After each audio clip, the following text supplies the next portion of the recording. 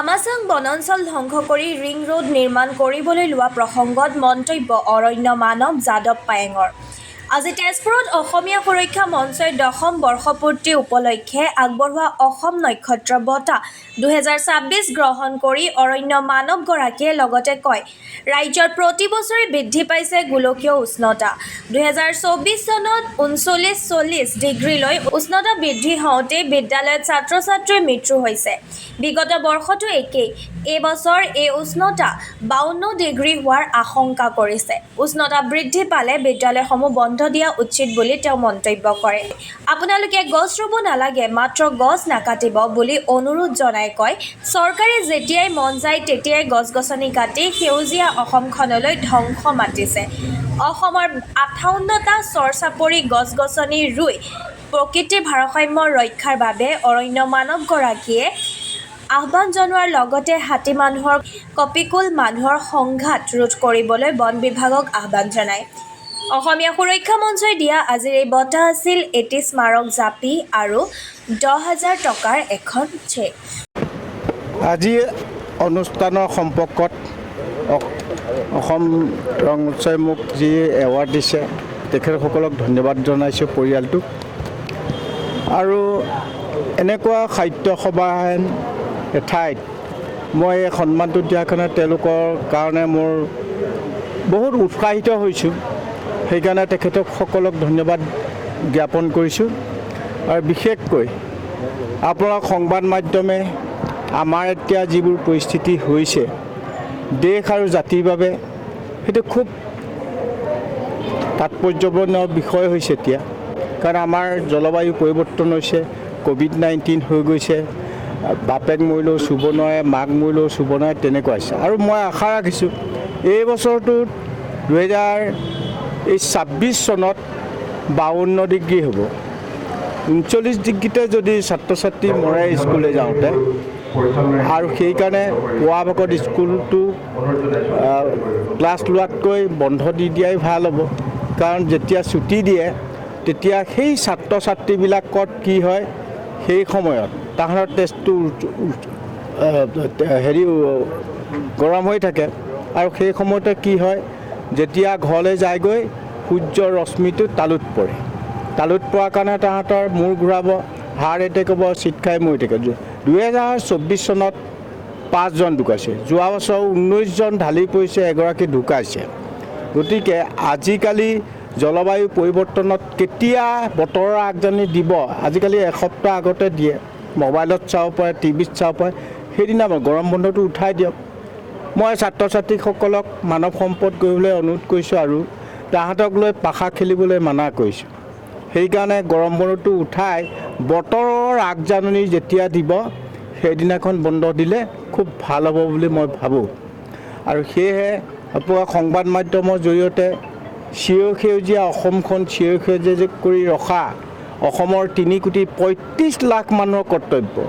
এতিয়া মই যিটো যোৱা এপ্ৰিল মাহত ভূ-জৈৱ বিভাগে ঘোষণা কৰিলে শদিয়াৰ পৰা ধুবুৰীলৈ যে 58টা নতুন চৰ চাপৰি হ'ল, আৰু উত্তৰৰ দিশে ব্ৰহ্মপুত্ৰ নদী নবয়, দক্ষিণ ফালেহে যাব, তেনে অৱস্থাত আহিছে। গতিকে এই 58টা চৰ চাপৰিটোত কি কৰিলে হ'ব? এতিয়া হাতীৰ খাদ্য, বান্দৰ খাদ্য ৰ'ব। তেতিয়া হাতী আৰু মানুহৰ সংঘাত, বান্দৰ আৰু মানুহৰ সংঘাত কমি যাব।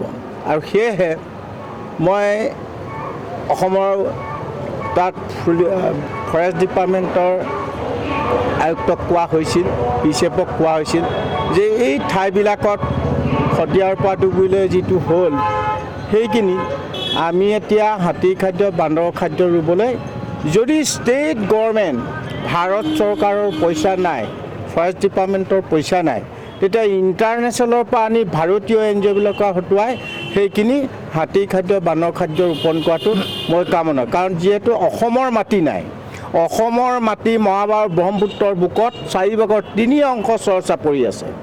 সেয়েহেতু চিৰসেউজীয়া কৰি থ'লে আমি চিৰসেউজীয়াহে আমি জীয়াই থাকিব।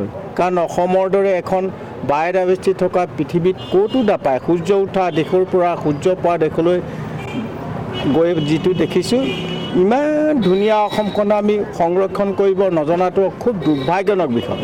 উত্তৰ পূৰ্বাঞ্চলৰ ভিতৰত চিপ মাত্ৰ অসমখনেই আছে বায়'ডাইভাৰ্চিটি, বাকীবোৰতো নাই।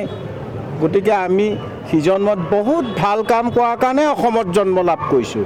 সেয়ে মই আশা ৰাখিছোঁ সংবাদ মাধ্যমৰ জৰিয়তে ষ্টেট গভৰ্ণমেণ্ট ভাৰত চৰকাৰক এই 58টা চৰ চাপৰিটো হাতী খাদ্য বান্দৰৰ খাদ্য ৰুই মানুহ আৰু হাতীৰ সংঘাত, বান্দৰ আৰু মানুহৰ সংঘাতটো কমাব আৰু সেইখিনি হাতী বাঘ গড় থকা বাবে ইয়াত পৰ্যটকৰ বিকাশৰ অবিহনে দেশৰ উন্নতি সাধন নহয়।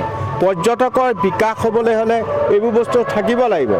ইয়াততো উত্তৰ পূৰ্বাঞ্চলৰ ভিতৰত অসমত কিয় আহে আপোনাৰ পৰ্যটকবিলাক? ইয়াত হেনো আয়ুস ৰেখাটো দুদিন বাঢ়ি যায়।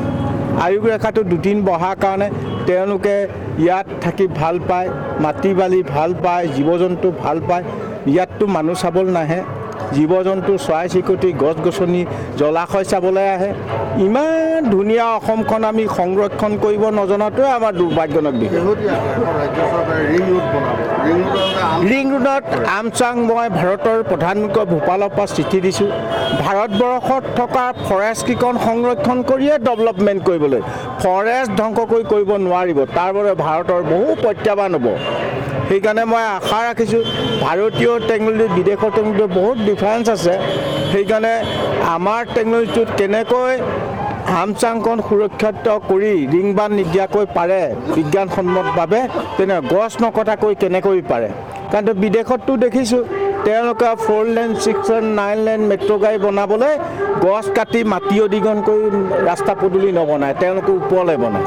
এতিয়া আমাৰ টেকন'লজিটো কিয় ৰজাই ৰোৱা কাটে, ব্ৰিটিছে ৰোৱা কাটে, নিজে গজাটো কাটে, মাটি অধিগ্ৰহণ কৰি কটা বাদত আজি গোলকীয় উষ্ণতাই ভাৰতবৰ্ষত বহুত আমি প্ৰত্যাহ্বানৰ সন্মুখীন হৈছোঁ। আশা ৰাখিছোঁ আমাৰ ভাৰতীয় টেকন'লজি বিদেশৰ টেকন'লজি সামঞ্জস্য ৰাখি গছ ৰোপণৰ ক্ষেত্ৰত আমি জানিবলগীয়া আৰু বহু কাম আছে ভাৰতবৰ্ষত। সেইকাৰণে সংবাদ মাধ্যমৰ যোগেদি গ্ৰীণ ইণ্ডিয়া গ্ৰীণ আছাম কৰাটো প্ৰত্যেকজন ব্যক্তিৰে কৰ্তব্য বুলি মই ভাবোঁ। যিহেতু পৃথিৱীৰ ভিতৰতে এটাতকৈ জনসংখ্যা বেছি আছে, সেয়েতো আশা ৰাখিছোঁ আপোনালোকৰ থ্ৰুৱেদি আমাৰ দেশ, আমাৰ জাতি, আমাৰ মাটি সুৰক্ষা কৰাটো মই কামনা কৰোঁ। ধন্যবাদ।